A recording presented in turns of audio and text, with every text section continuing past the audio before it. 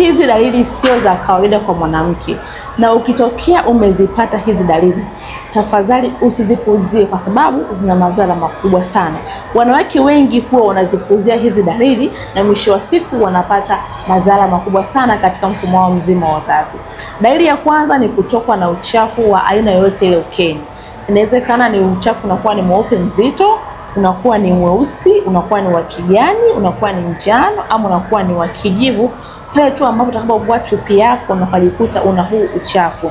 Hii dalili sio ya kupuzia. Lakini pia dalili nyingine ni pale ambapo mwanamke unapata maumivu makali sana wakati wa period. Yaani maumivu makali sana ya tumbo unapoingia period, na baada ya kumaliza period yako bado unasikia maumivu makali sana. Hii dalili mwanamke sio ya kupuzia hata kidogo. Lakini pia ni pale ambapo ulikuwa unapata ute vizuri tu ovulation, lakini ukakosa ule ute ovulation.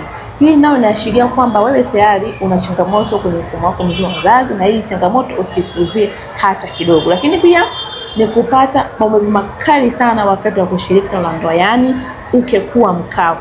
Hii na yenyewe pia usipuzie mwanamke hata kidogo. Lakini pia ni pale ambapo utakapokuwa unapata hedhi, lakini hedhi yako tayari ikaanza kubadilika siku hadi siku.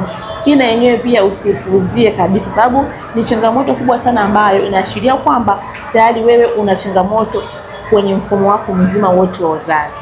Na hii changamoto kana kwa muda mrefu sana, madhara yake ni makubwa sana, kama uvimbe kwenye kizazi, kansa kushuka kwa kizazi, pamoja na mirija yako kuziba. Ikishafikia hatua ya kuziba kwa mirija yako uzazi wa mwanamke, fahamu kwamba itakuwa ni ngumu sana kuweza kupata ujauzito. Kwa hiyo hakikisha unajitibia hizi dalili na usizipuzie, ili wewe pia uweze kushika mimba endapo pale utakapotaka kupata ujauzito kwa wakati.